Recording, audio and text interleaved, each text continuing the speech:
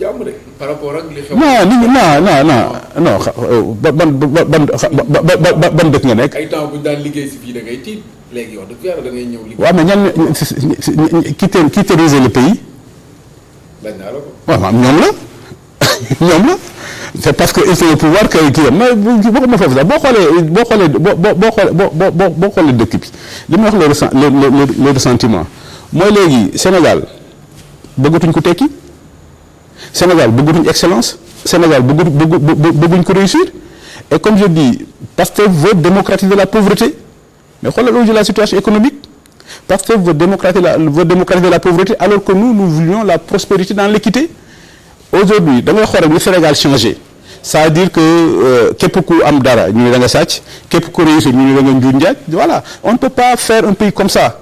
donc moom laay wax entre l'ancien peuple et le nouveau peuple ñoom ils veulent démocratiser la pauvreté. yaa ngi wax sànq diplomatie tudd ko Cheikh Niang mooy le nouveau ministre de l'Intérieur autant pour moi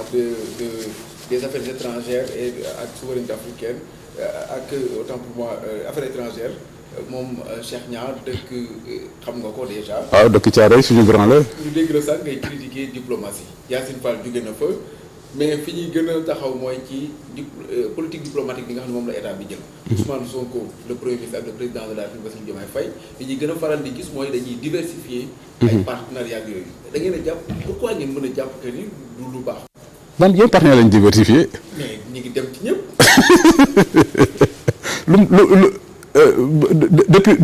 depuis 18 mois lu mu indi Sénégal xanaa lire le rapport d'exécution budgétaire xam nga aussi dafa am wax ak fait boo lire le dernier rapport d'exécution budgétaire là et ça montre que aussi bien les tournées du président de la République les tournées du président de la République les tournées du Premier ministre ne rapportent pas grand-chose mais comme j'ai dit boo demee les gens nañ te recevoir gentiment parce que tu es président ou le Premier ministre mais il n'y a pas de confiance la confiance n'est pas là et j'en profite aussi pour montrer lu tax wax Premier ministre ne ko monsieur xam nga le Premier ministre il a tout centralisé tout centralisé à la primature mais le Premier ministre ne peut pas tout centraliser à la primature di absenté pendant 5 jours et moom ces voyages-là c'est toujours 5 jours tu ne peux pas tout centraliser à la primature ba pare tu t'absentes pendant 5 jours mais ça bloque le fonctionnement de l'État et de l'administration nomination Cheikh Niang dañ koy rafetlu parce que ñun lu ñuy wax opposition ñun duñu ay nihiliste comme dit Beaumarchais sans liberté de critique il y a point de loge flatteur li ñu nommé Cheikh Niang lu baax la parce que dama yaakaar ni grand Cheikh Niang bi ñu jox affaires étrangères enfin le Sénégal va retrouver une diplomatie gros calibre vraiment avec Cheikh Niang moom le Sénégal va retrouver une diplomatie gros calibre ce n'est pas parce que ay opposants lañ rek lu état bi def ñu ni baaxul bu état bi defee lu baax Thiaroye 44 man mi dëkk Thiaroye ñi ko gënoon rafetlu ci la bokk le fait que l'état du Sénégal ait décidé d'organiser les 80 ans de Thiaroye ñi ko rafetlu laa woon tey jii bu ñu gisee aussi le Sénégal comme on dit le Sénégal a un poids diplomatique inversement proportionnel à son poids économique le Sénégal a toujours été une puissance diplomatique la guerre en Ukraine ñi Poutine njëkk a recevoir j'étais avec Macky Sall à Sotchi Macky Sall ci la bokkoon Macky Sall a été président de l'Union africaine Macky Sall a présidé la délégation africaine quand il y avait le sommet Afrique-États-Unis président Amérique chaque fois buy ñëw Afrique day jaar Sénégal donc c'était ça la diplomatie sénégalaise on avait réussi à mettre par exemple booy xool Jacques Diouf à la FAO Amadou Mokhtar Mbow à l'UNESCO Ibrahima Fall sous-secrétaire des Nations Unies keneen ki l'ancien ministre de l'agriculture aussi amoon na place FAO c'était ça le Sénégal mais ñii bi ñu fi nekkee ba léegi xoolal les postes de nomination rek Amadou Hott dañ ko mbaq docteur Socé Fall dañ ko mbaq donc le fait qu'ils reviennent à l'orthodoxe loolu dañ koy rafetlu parce que ñoom bi ñu ñëwee ils voulaient nous amener dans l'aventurisme là ay panafricanisme de gauche et c'est pourquoi nous en bon opposant nous aimons le pays on a alerté c'est quoi alerter li ñu wax que ñooñu duñ suñuy nawle le Sénégal ne peut pas avoir la même politique extérieure que le Burkina Faso pour une raison simple nous avons une ouverture atlantique et c'est pourquoi je dis le génie de Senghor c'est d'avoir compris ça que le Sénégal avait une vocation universaliste donc maintenant defal nañ 18 mois xam ne affaire yi doxul que gros calibre dafa fa dara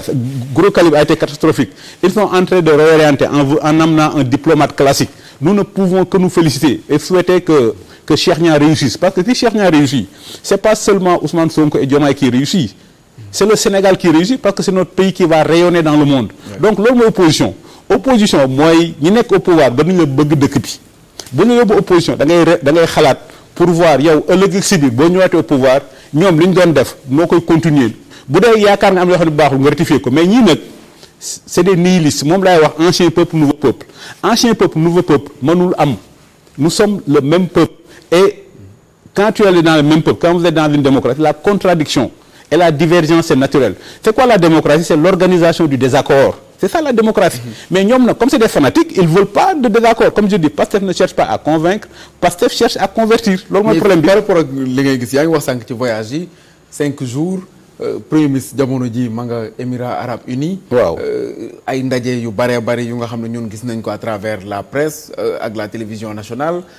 demoon na fi Chine président de la République aussi dem fi nga xam ne moo di Japon ak yeneen i pays ba ci même dans la sous-région pourquoi man li may jaaxal mooy pourquoi yéen ngeen di jàpp que di démocratie Sénégal doxul autant pour moi diplomatie bi doxul. waaw mais xam nga yaa après tout ce que vous voyez. waaw déedéet mais bu doxoon. oui Diomaye nekk président CEDEAO diplomatie bu doxoon. Diomaye nekk président CEDEAO quand même Sénégal Union africaine lañ ko doon Sénégal dañ ko doon forcer muy jël Union africaine mais Macky Sall bi ñu koy fal Union africaine en 2022 ça revenait à l'Afrique de l'Ouest xam nga Afrique il y a 5 parties. Oui, Macky Sall 2022 c'est par pôle c'est par région. Oui. Mais Afrique de l'Ouest il y a combien de pays? CEDEAO il y a combien de pays? 16 non? 16. Donc pourquoi il y a eu un consensus sur la candidature de Macky Sall? Parce que le Sénégal, la diplomatie du Sénégal, comme je dis, c'est Senghor qui l'a définie. Abdou Diouf l'a enrichi, Abdoulaye Wade l'a diversifié. Et Macky Sall l'a amené à un sommet incroyable. Donc Sénégal dëkk boo xam ni yow dañ la daan xëcc pour nga ñëw jël Union africaine tey jii mën a jël CEDEAO et on veut nous croire que la diplomatie fonctionne. Amadou Hott nekk candidat à la BAD te dama fàttali bi may cité sànq ñuy kii Babacar Ndiaye. Sénégalais woon moom moo dirigé woon BAD. Donc Amadou Hott xool nga score bi mu am. Les amis de Sonko là, les pays de l'AES, mais personne n'a voté pour Amadou Hott.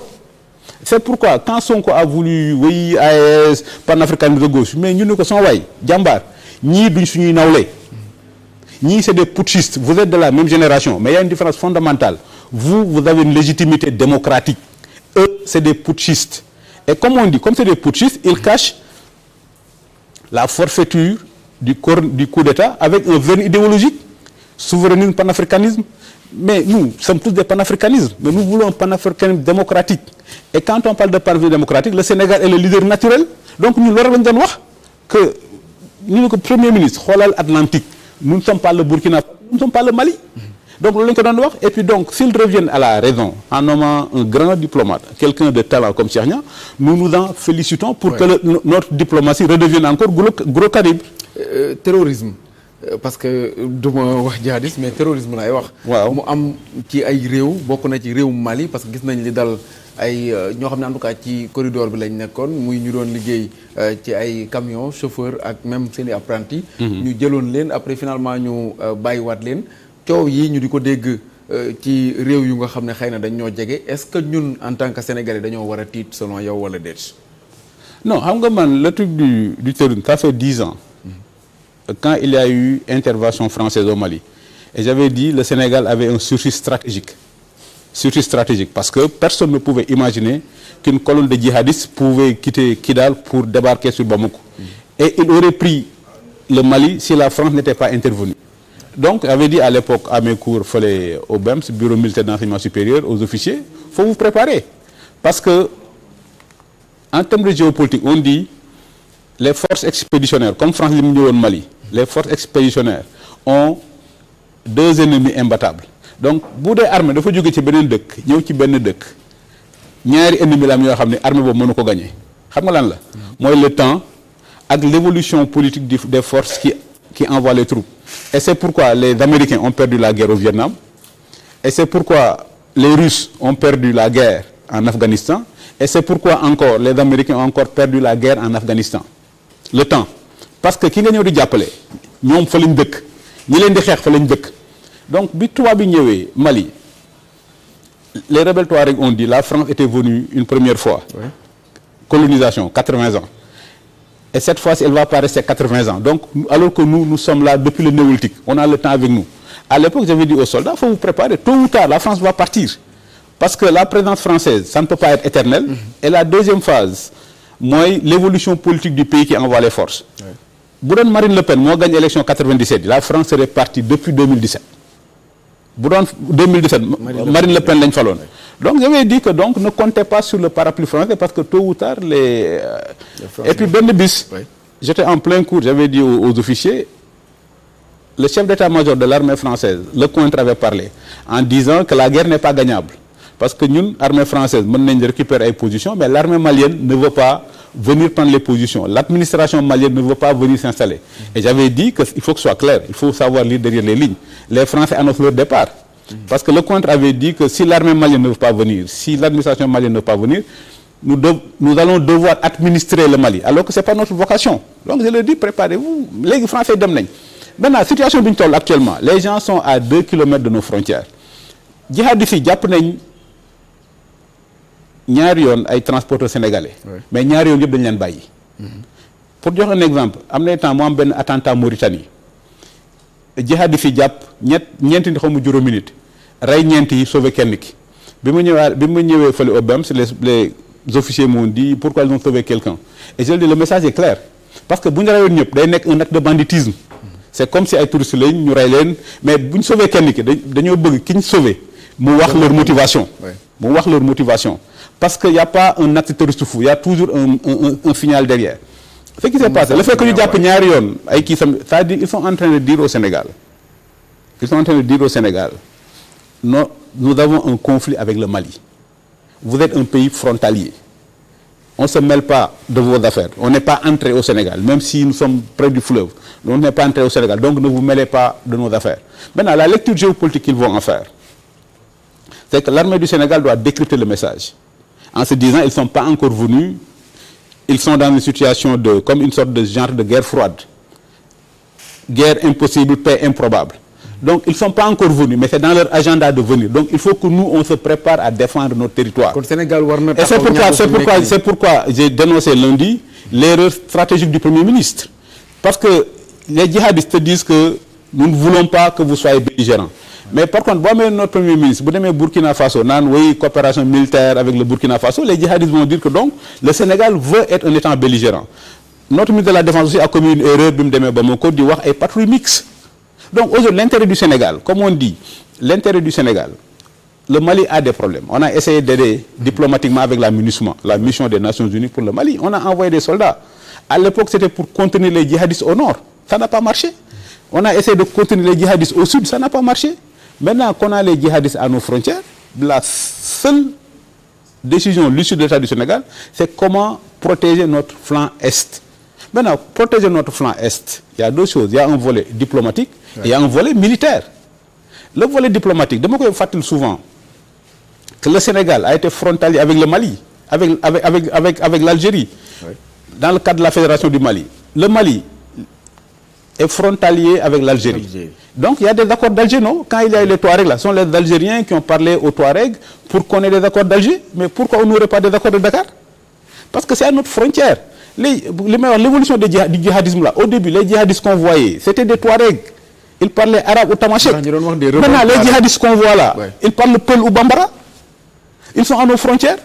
comme l'ont fait les Algériens là ils ont essayé d'arrondir les angles entre les djihadistes et le gouvernement du Mali, les accords d'Alger. Et pour moi, le volet diplomatique, il faut qu'on se batte pour avoir les accords de Dakar. Parallèlement à la diplomatie... Les accords de Dakar, avant même d'arrêter, parce que non, les accords de Dakar, les accords de Dakar... Non, les accords de Dakar... Non, à nos frontières. Mais quand tu vois la carte Diboli, c'est en face de Kidira. Le Sénégal se prépare. Parce qu'aujourd'hui, l'armée a un grand camp au verrou de Goudil. Donc, il faut se préparer militairement. Comme on dit, gouverner, c'est prévoir. Mais défendre, c'est prévenir. La prévention là, moi, le camp qu'on a à Goudiri. Maintenant, prévenir, c'est défendre. Maintenant, l'erreur que le Sénégal doit éviter, c'est de se focaliser uniquement sur la diplomatie. Un État n'a que deux acteurs sur la scène internationale, le diplomate et le soldat. On doit faire de la diplomatie en parlant à Amadou Koufa, en parlant au gouvernement malien pour essayer d'arrondir les angles. Mais concomitamment à la diplomatie, il ne faut pas qu'on néglige le volet militaire. Parce qu'aujourd'hui, sur le plan diplomatique, faire confiance à un djihadiste, c'est comme disait Winston Churchill, c'est faire confiance à un crocodile en espérant qu'il ne va pas te manger quand il aura faim. Ça veut dire que le Sénégal doit s'impliquer diplomatiquement pour essayer d'arrondir les angles entre le gouvernement de Bamako et les djihadistes, notamment les djihadistes qui sont à nos frontières, mais concomitamment à ça, se préparer à l'option militaire. Aujourd'hui, la seule chose du gouvernement du Sénégal, c'est comment protéger notre territoire. Et c'est ça la doctrine, c'est ça une politique de défense. Ça veut dire que défendre le territoire dans le cadre d'un partenariat, comme on a essayé de le faire dans le cadre de la MINUSMA, ou défendre le territoire seul si nécessaire. Et le seul pays qui a compris ça, c'est pourquoi depuis des siècles et des siècles, ce pays-là n'a jamais été envahi, c'est l'Angleterre. Les Anglais disent, l'Angleterre n'a pas d'ennemi éternel ni d'allié permanent. La seule constante, c'est se donner les moyens de défendre notre île. Et c'est pourquoi depuis Guillaume de Normandie, l'Angleterre n'a plus jamais été envahie. Napoléon a essayé, il a échoué. Hitler a essayé et il a échoué. Hitler était parvenu à dominer toute l'Europe, mais il n'a jamais réussi à envahir l'Angleterre. À un moment donné, Napoléon avait réussi à conquérir toute l'Europe, mais n'a jamais réussi à envahir l'Angleterre. Sénégal ne faut pas. Ça veut dire qu'aujourd'hui, le Sénégal n'a pas d'allié permanent ni d'ennemi éternel. La seule constante aujourd'hui, c'est défendre notre territoire. Voilà, malheureusement, déjà.